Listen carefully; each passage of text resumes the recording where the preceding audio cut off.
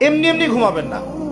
ঘুমানোর আগে বিসমিল্লাহ বলে লাইটটা অফ করবেন, বিছানাটা বিসমিল্লাহ বলে ঝাড়বেন, ঠিক আছে? ওয়াশরুম থেকে পারলে অজু করে আসবেন, মশারি দিচ্ছেন, লাইটস অফ করছেন, পাত্র যেগুলো আছে সেগুলো একটু ঢেকে রাখবেন বিসমিল্লাহ বলে, দরজা লাগাবেন বিসমিল্লাহ বলে। এরপর 3 বার পড়বেন সূরা ইখলাস একবার, সূরা ফালাক একবার, সূরা নাস একবার, পরে হাত একত্রিত করে ফু দিয়ে গা মাসাহ করবেন। এই কাজটা 3 বার করবেন। একবার আয়াতুল কুরসি পড়বেন, সূরা বাকারার 255 নম্বর আয়াত, আল্লাহু লা ইলাহা ইল্লা হুয়াল হাইয়ুল কাইয়ুম, এটা শেষ পর্যন্ত। এরপর সূরা বাকারার শেষের 3টা আয়াত পড়বেন, লিল্লাহি মা ফিস সামাওয়াতি, এখান থেকে ফানসুরনা আলাল কওমিল কাফিরিন পর্যন্ত। তারপর ডান কাতে পাশ ফিরবেন, বলবেন আল্লাহুম্মা বিইসমিকা আমুতু ওয়া আহইয়া।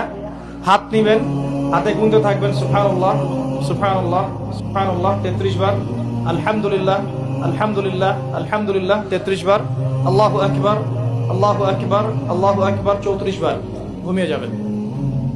এখন যদি আপনি 6 ঘন্টা ঘুমান, আপনি নবী সাল্লাল্লাহু আলাইহি ওয়াসাল্লামের সুন্নত অনুযায়ী ঘুমিয়েছেন, প্রত্যেক ঘন্টা ঘুমানোর জন্য আল্লাহ আপনাকে নেকি দিবে ইনশাআল্লাহ। এমনি ঘুমালে নেকি হতো না, রেস্ট নেওয়া হতো।